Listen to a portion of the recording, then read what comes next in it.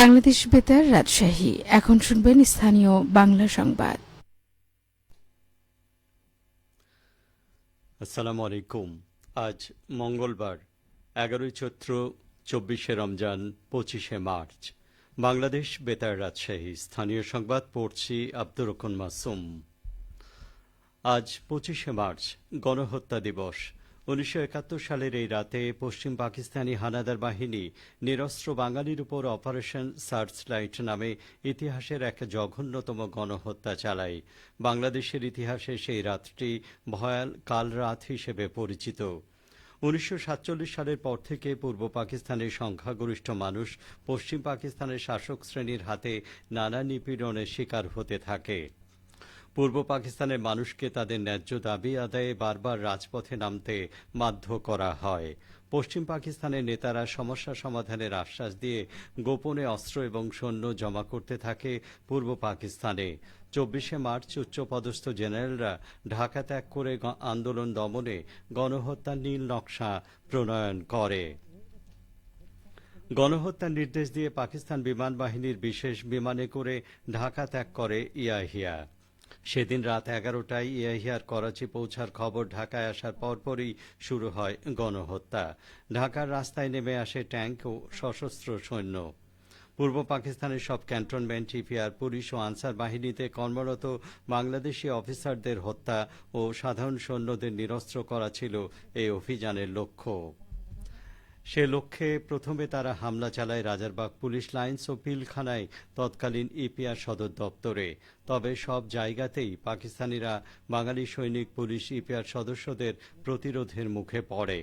ঢাকার বাইরে অন্যান্য ক্যান্টনমেন্ট তথা চট্টগ্রাম, যশোর, রংপুর ও জয়দেবপুরে প্রবল প্রতিরোধ গড়ে তোলেন বাঙালি সৈনিক ও জওয়ানরা। রাতে শুরু হওয়া গণহত্যা 26 মার্চ বিকেল 4টা পর্যন্ত চলে। এই অভিযানে রাজারবাগ পুলিশ লাইন্সেই 7 শতাধিক পুলিশ সহ অসংখ্য মানুষ প্রাণ হারায়। দিবসটি উপলক্ষে প্রধান উপদেষ্টা ডক্টর মোহাম্মদ ইউনূস বাণী দিয়েছেন। বাণীতে তিনি বলেন, 1971 সালের এই দিনে পাকিস্তানি হানাদার বাহিনী ঢাকা সহ সারা দেশে বিশ্বের বর্বরতম হত্যাযজ্ঞ চালিয়েছিল। প্রধান উপদেষ্টা দুঃখ ভারাক্রান্ত হৃদয়ে সেই কাল রাতের সকল শহীদকে স্মরণ করে বলেন, নারকীয় এই হত্যাযজ্ঞে জাতি আজও শোকাহত। দিবসটি যথাযোগ্য মর্যাদায় পালনের লক্ষ্যে সরকার আজ রাত 10টা 30 থেকে 10টা 31 পর্যন্ত 1 মিনিটের প্রতীকী ব্ল্যাক আউট সহ জাতীয় পর্যায়ে বিস্তারিত কর্মসূচি গ্রহণ করেছে।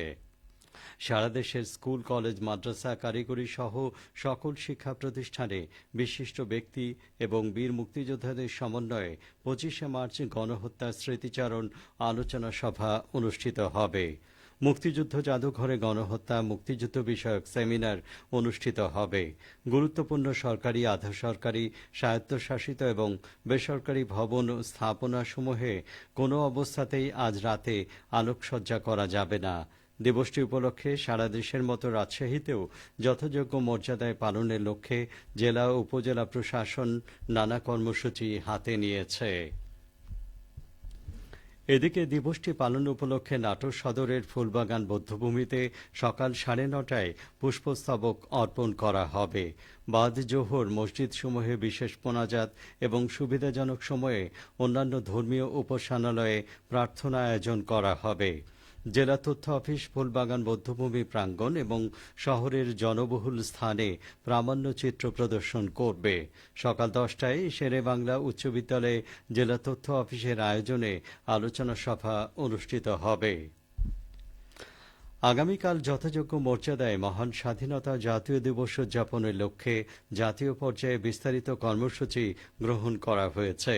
গতকাল এক সংবাদ বিজ্ঞপ্তিতে বলা হয়, আগামীকাল ঢাকা সহ সারা দেশে প্রত্যুষে 31 বার তোপধ্বনির মাধ্যমে দিবসটির সূচনা হবে। সূর্যোদয়ের সাথে সাথে রাষ্ট্রপতি মোহাম্মদ শাহাবুদ্দিন ও প্রধান উপদেষ্টা অধ্যাপক ডক্টর মোহাম্মদ ইউনূস সাভারে জাতীয় স্মৃতিসৌধে পুষ্পস্তবক অর্পণ করবেন। জেলা ও উপজেলা স্মৃতিসৌধে প্রত্যুষের পুষ্পস্তবক অর্পণ করা হবে। মহানগর জেলা ও উপজেলায় বীর মুক্তিযোদ্ধা এবং শহীদ পরিবারের সদস্যদের সংবর্ধনা প্রদান করা হবে।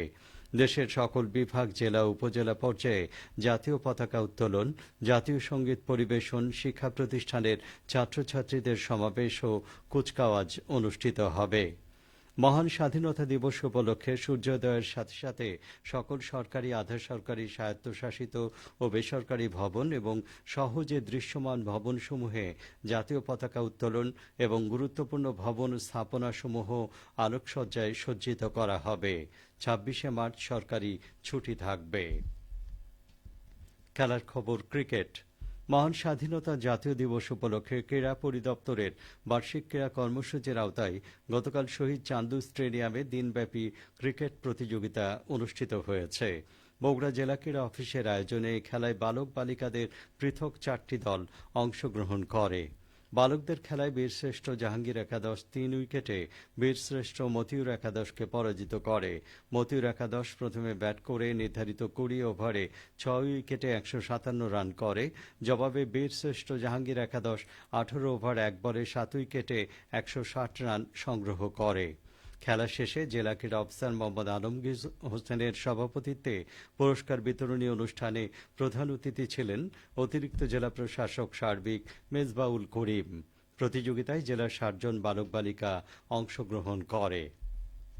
সবশেষে আবহাওয়া।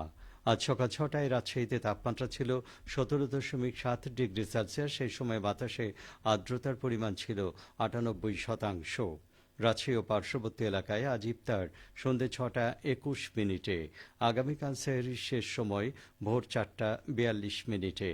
সংবাদ শেষ হলো। আমাদের পরবর্তী স্থানীয় সংবাদ দুপুর ১২টা ১০ মিনিটে।